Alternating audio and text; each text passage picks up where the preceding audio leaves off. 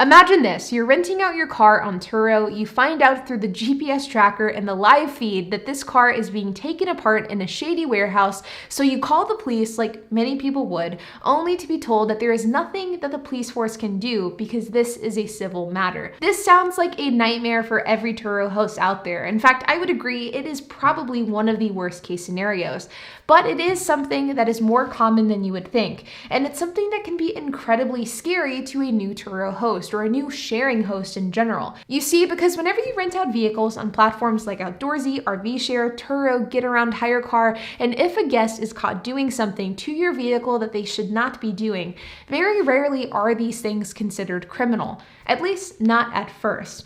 There are a very real set of guidelines and real things that you should be aware of if you are a Turo host who is worried of this type of thing happening to you, because very rarely will police forces step in to help you if something goes wrong. So in this video, what we're going to be talking about is just that. I'm going to be breaking down an update to the Tesla story I talked about last week, and I'm going to be talking about what you can do and what you need to know about things going wrong with your Turo rental. So let's get started. Last week, I reacted to a viral TikTok where a Turo host had his Tesla Model S in a warehouse where it shouldn't have been, and it was being taken apart. And this Turo host and Tesla owner confronted this renter on video, asking him what he was doing to his car. Now, I won't go into detail about my thoughts on this and my reaction to it. If you're interested in checking that out, I will include a link down in the description below. But let's take a quick moment and let's watch this TikTok to bring you up to speed. When you let someone rent your car on Turo and they try to steal parts. I later found out they have a website that sells Tesla parts and exotic car parts. Excuse me, sir. What are you doing to my car? Excuse me? What are you doing to my car? I'm testing something. You're testing something? Yeah. What are you testing? On the front bumper? Because it seems like you're replacing some stuff. Should I be worried? Should I be calling the cops? Or should I be worried about this? Should I be calling the cops? Careful. Because I don't think this is allowed when you're renting out a car. You said it was for a trip. Yeah, I have a trip. I've gone outside and come back for a test fit. For what? For a test fit. Because you shouldn't be doing this, sir. Like this is against the rules and regulations of it. Oh yeah? Yeah. I'm sorry, I didn't know that. This is my first time. Yeah. So, okay. Alright. I told her to call the cops. Okay. So I'm gonna have them come here to see what's going on. Okay. I'm gonna want my car back today. Okay, I put it back. If not, it's gonna be like a bigger charge. Okay. Yeah? Okay. Is there any batteries that you replaced? No, I might didn't have replace. I'm just testing the bumper. testing the bumpers? Yeah.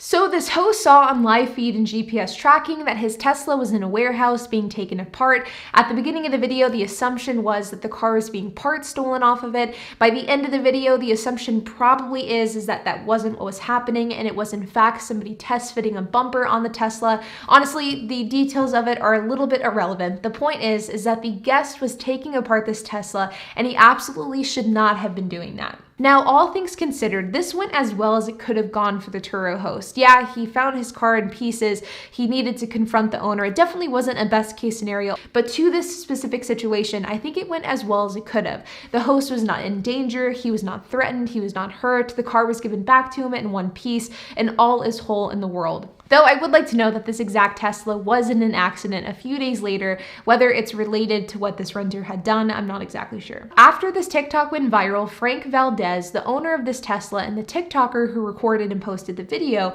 he was interviewed and he addressed the question of why didn't you just call the police? And in response to this question, Frank had said that he actually did call the police. According to the interview, Frank says that he did call the police only to hear that he needs to provide proof if things were actually stolen. Stating all of the details of the rental agreement, the police said it was a civil matter, so the police department couldn't send anyone out to help in this situation. Now, in the example of this Tesla, we don't really know the exact intentions of this renter. We don't know if he was telling the truth and just fitting a bumper. We don't know if he was trying to steal parts, and to be honest, we may never know.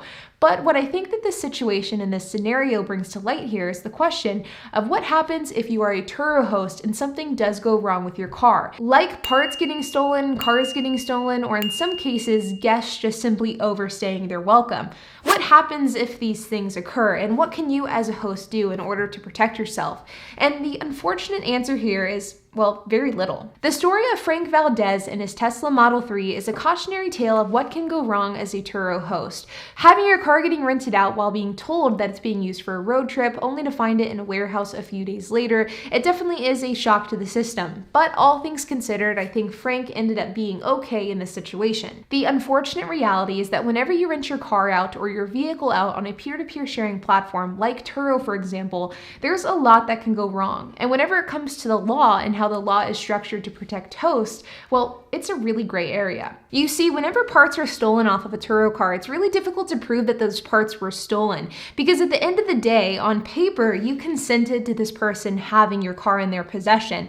And is it really stealing if they took parts of a car that they were allowed to have? So not only is there a huge issue of being able to actually prove that parts are missing or different parts were installed, but there's also the entire issue of proving that the person wasn't allowed to take those parts in the first place. Now, of course, you and I would say the vast majority of the population can look at a scenario like this and see that it's a bit messed up. It's of course extremely against the terms of service. It's something that nobody should do, but is it criminal? Another issue is the issue of cars just simply not getting returned and what happens in that scenario.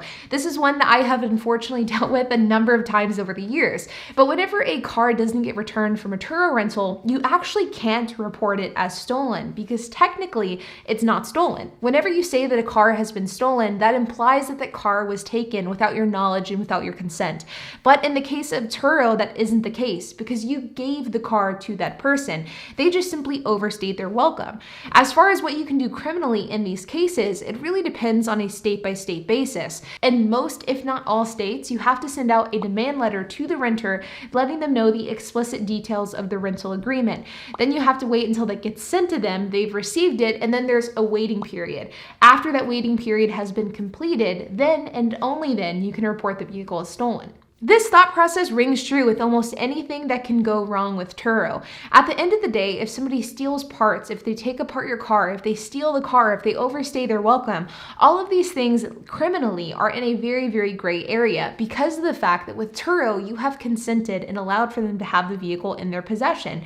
And is it criminal to take off parts on a car that you're allowed to have? And criminally speaking, the answer is probably no. This is why even whenever we have examples like Frank and his Tesla Model 3, where things on the surface seem to be extremely shady and borderline illegal, police and law enforcement won't step in because it's considered a civil matter, because Frank gave this guy his car, he didn't steal it. This is why following the terms of service is so incredibly important. Now, I know I've been beating the terms of service like a dead horse over the years, and I probably will continue to do it for more videos in the future. But the reality is that if you want to be successful on Turo, following the terms of service is one of your best tools in order to do so. Because of course, whenever it comes to protecting yourself in a worst case scenario, there are a lot of things that you can do as a host. You can install trackers, you can put your initials on different parts throughout the car to ensure they're not being swapped out, you can take a ton of pictures, but these things will only protect you to a certain extent. And if you want to be protected to the fullest extent in worst case scenarios, then following the terms of service is one of the only ways in order to accomplish this. Turo is the one who will help you if car parts go missing, if you have the proper evidence in order to support it. Turo will be the ones to help you get your car back if it's missing or if it goes stolen. And Turo will be the one to help you if there is an accident. The reason why Turo is the best resource to turn to whenever things go wrong is because law enforcement can't arrest somebody for doing something to a vehicle that they're legally allowed to have. But what Turo can do is Turo can file lawsuits, can take legal repercussions against this person for violating a rental agreement, which in most cases and in most scenarios is actually what the renter is doing wrong. And as a Turo host, there are a few things that you can do to ensure that you are covered in any worst case scenario. For example, making sure that you're only listing eligible vehicles, so cars that have a clean title, less than 130,000 miles, and cars that are newer than 12 years old. Additionally, making sure that you're checking every single ID of your guest and that you're also taking photos 24 hours before and after every single rental. This is because whenever things go wrong, you probably more often than not will not be able to turn to traditional law enforcement. Turo is going to be your #1 resource to help you, and if they don't help you, then you're kind of out of luck. But like always, you guys, I wanted to make this video because I think that this entire saga with this Tesla is very interesting and of course very unfortunate. But once I had heard that he did in fact call the police and the police responded by saying it was a civil matter, I thought that this was an interesting topic to discuss on this channel because I do think that it's something that every host should be aware of. Like always, if you guys have any questions, comments, if you have anything to add, I would love to hear it, so make sure to leave a comment down below. And while you guys are at it, make sure to hit the like button, hit the subscribe button, and hit the notification bell, and I will see you guys in the next video.